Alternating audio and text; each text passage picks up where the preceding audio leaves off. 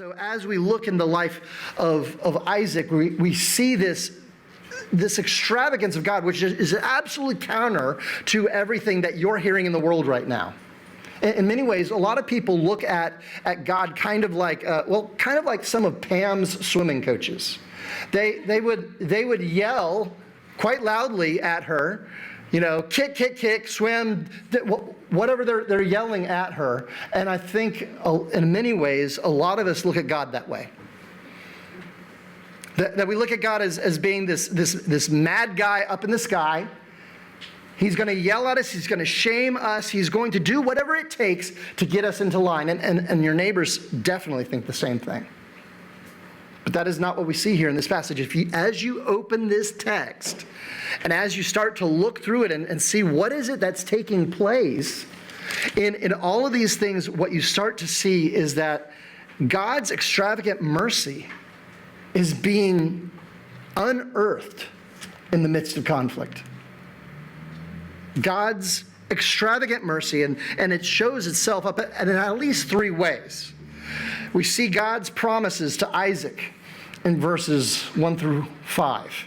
In verses 6 through 22, we read of God's protection of Isaac. And third, we see in verses 23 through 33, God's presence with Isaac. So promises, protection, presence. Those are the three landmarks and pillars that I want us to hold on to as we're wading our way through this text. As you're looking at the promises that we read in verses 1 through 5, really if you focus on verses 3 through 5, you'll get the idea of where God's going with this. Because here, God is saying to Isaac, yes, there's a famine in the land. Don't go down to Egypt like your father did. Instead, stay here and live within the land. Trust me, and I'm going to take care of you. I want you to sojourn here. And then he starts to promise all of these blessings that you would have expected him to give to Abraham. But the surprising part of this whole part of these first 5 verses is verse 5.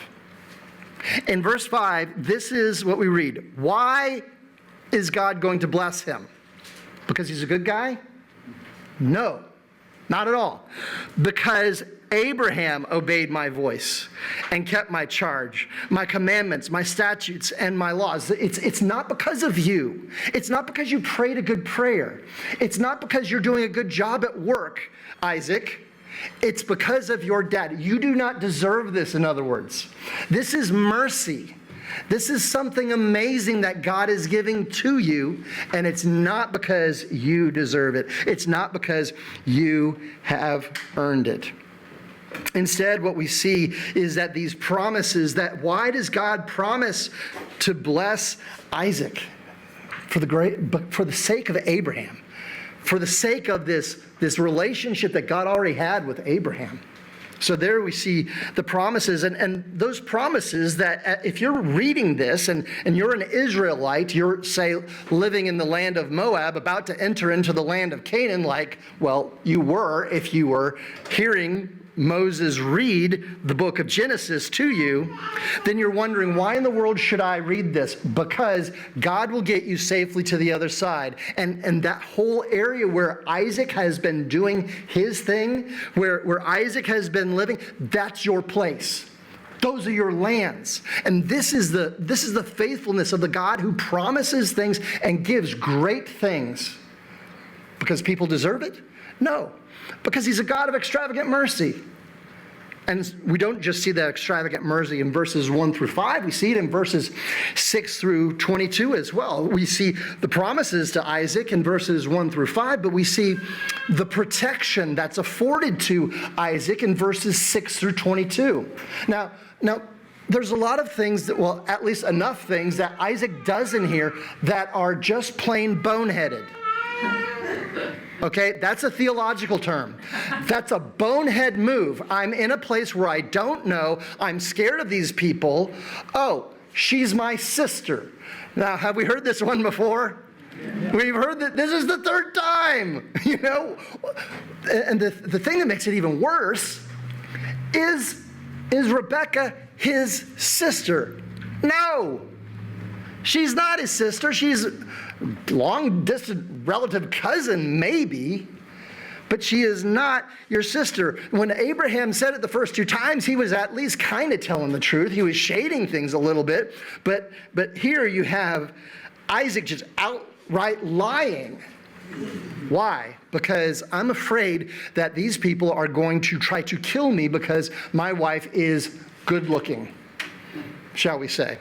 I'll just land that one nice and easy there within the she's good looking thing. And so Abimelech looks out his window. He sees that they're laughing with each other. That's a euphemism for something a little bit more heated is going on, shall we say. And so he's like, you are not brother and sister. You're lying to me. Why are you lying to me? Because I thought that you were going to kill me. And evidently, if you look at verses 10, I think you'll see that I think Isaac might have had a point. Okay, so as much of a hard time as I've given him for doing this boneheaded move, look at what verse 10 says. Abimelech says, what is this you have sent to us? One of our people might have lain with your wife. So that might have happened. Okay, so it's not totally off the menu in the way that they would live. And so this man, Abimelech, this king, this warlord, whatever he is, he gives a very stern warning in verse 11. So Abimelech warned all the people, saying, whoever touches this man or this wife shall surely be put to death. So here we're seeing the protection of God. Boneheaded move, and yet God protects him. And there's more protection that comes out of this. In verses 12 through 16, look at verse 12. Well, I mean, this is something that I just don't understand about. If this is an angry God who wants to punish you every time you do something that's boneheaded, something you do that's not in the Bible, something that's ill-advised, what does God do? And Isaac sowed in that land and reaped in the same year 100-fold. The Lord blessed him. I mean, why is God not withholding the produce from the field? This is completely at odds, by the way, with their world. They thought that you had to do all these things and please the deities in order for the produce to come up. And they would do all sorts of vile things in order to make that happen. But we're just like them, aren't we?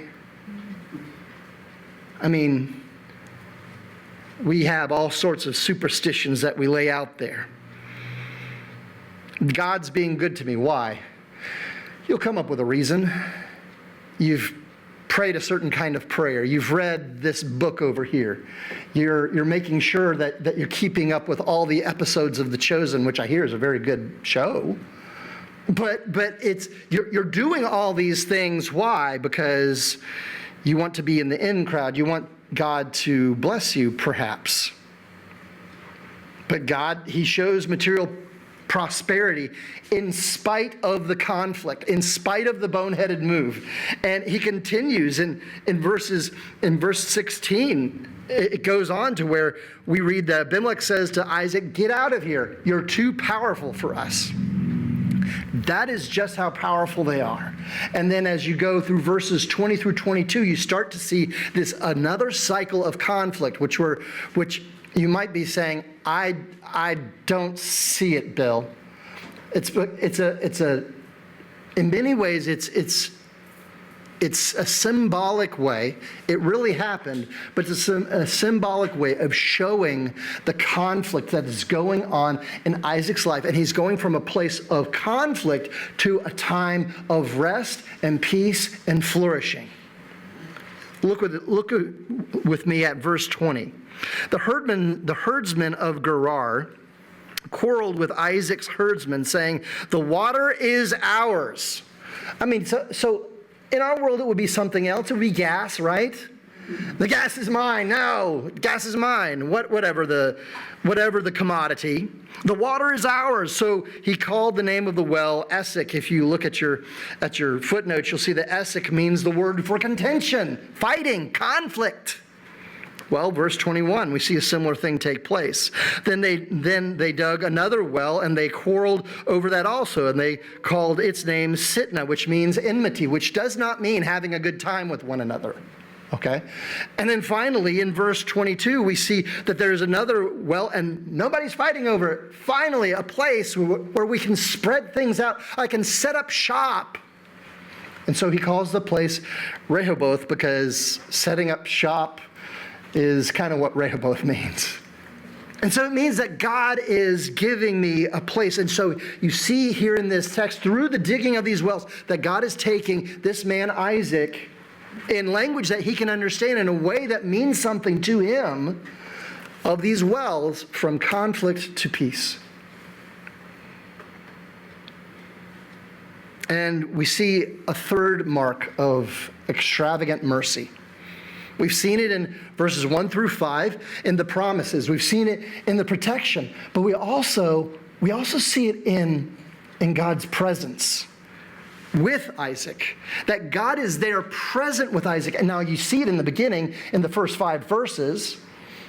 But you also see it at the tail end. And in the beginning verses, we see, who here can say that they've had a face-to-face conversation with God, and yet that's what's going on in the first 5 verses, and the tail end in verses 23 through 33, we see that God has a conversation with Isaac.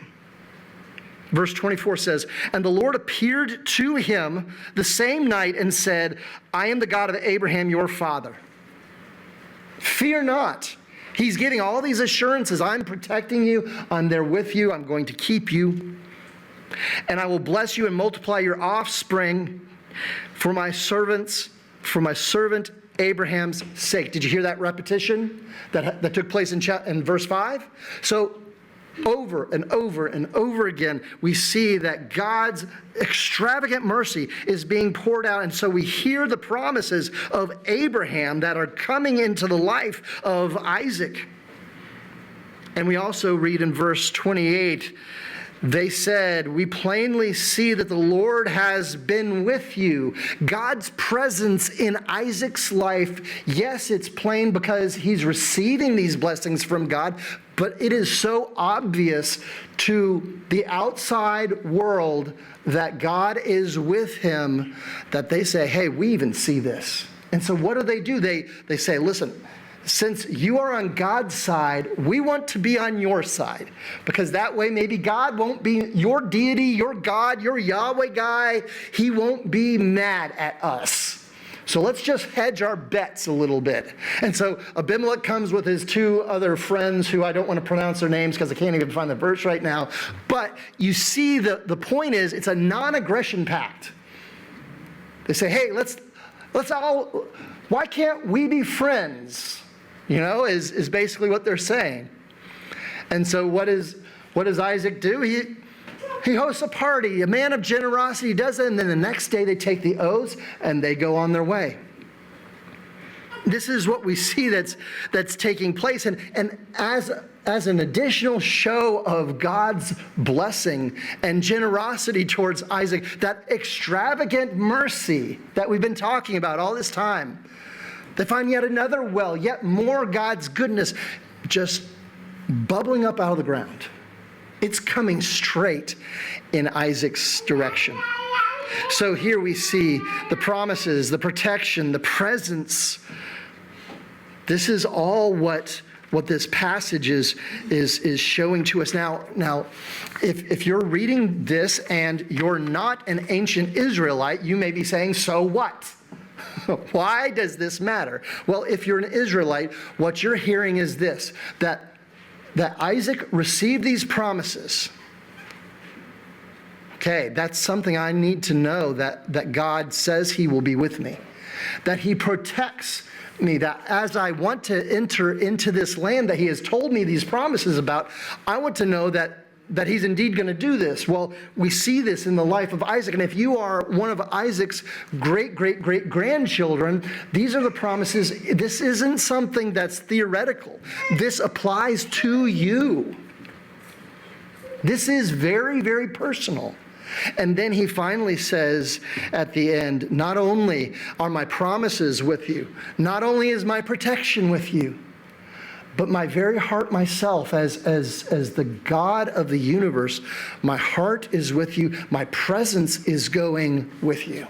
You may remember in Exodus chapter 34, there was a real bad thing that happened, a golden calf kind of situation where the people of Israel started worshiping this golden calf. Bad move. And there's this scene in the following chapters where Moses is having a conversation with God. He says, I need to know that you are going to be present with us. And that is what we have to know as well as God's people. We have to know that we have peace with God. Do you have peace with God? That's the question I would ask you this morning. Do you know that you have it? Turn with me to John chapter 14. John chapter 14, and I have a few verses that I'd like to share with you. Very comforting words, but I wanted to really focus on verse 27. Peace I leave with you. My peace I give to you. Not as the world gives, do I give to you. Let not your hearts be troubled, neither let them be afraid. You see, these words of peace, it's not just an Old Testament thing. This is God's will for those of you who follow him, that you might know his peace. In fact, peace is a huge idea that we find. Just go with me to Ephesians chapter 2. If you want to understand what God's heart for racial justice is, go there. As you go to Ephesians chapter 2, and in the first 10 verses, we love those verses because they talk to us about our salvation, about how God has justified us. That word, justice, is in your salvation, folks. That's baked in there. And so to have peace with God is to be justified. That's what that word means. And then Paul goes on to talk about relationships that two different racial groups are having with one another. You have heard of them as the Jews and the Gentiles, and they could not be more dissimilar. They could not have more disparate forms of culture. Different songs, different modes of dress, the whole bit. They had all of that. And here's what Paul says about how peace comes through the gospel. How in the midst of the conflict that we're experiencing, what is the answer? The answer is not separating people into different groups and saying, well, you have a little bit more honor because you fit into this list that's on this human resources chart. You do not. You fit in with our equity and inclusion metrics, and so therefore you're good. No, here's what it says. Therefore, remember the time when you Gentiles in the flesh, called the uncircumcision, that was kind of like an epithet at times. It was like a dagger, by what is called the circumcision, which is made in the flesh by hands. Remember that you were at that time separated from Christ, alienated from the commonwealth of Israel, and strangers to the covenant of promise, having no hope and without God in the world. Does that sound like a good future? That's absolutely horrible. But now, in Jesus Christ, you who were once far off have been brought near by the blood of Christ. For he himself is our peace, who has made us both one and has broken down in his flesh the dividing wall of hostility, by abolishing the law of commandments expressed in ordinances, that he might create in himself one new humanity. That's the idea that Paul is pushing for. That it is in the gospel that we are made one. It is not by separating us and trying to keep these people happy and make these people sit down. It's instead saying you all have a place at the table because of what Jesus has done. You all have a place at the table because of the extravagant mercy of God. Folks, this is the table. This is the table that you have. This is the king's table. You get to sit with the king. He loves you and owns you and has sent his son to die in your place. This is how committed to you God is.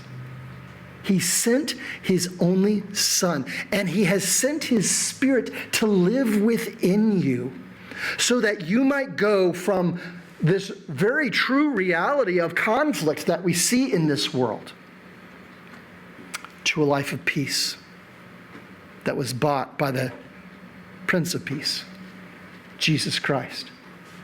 He is our hope. He is our only hope in life and death.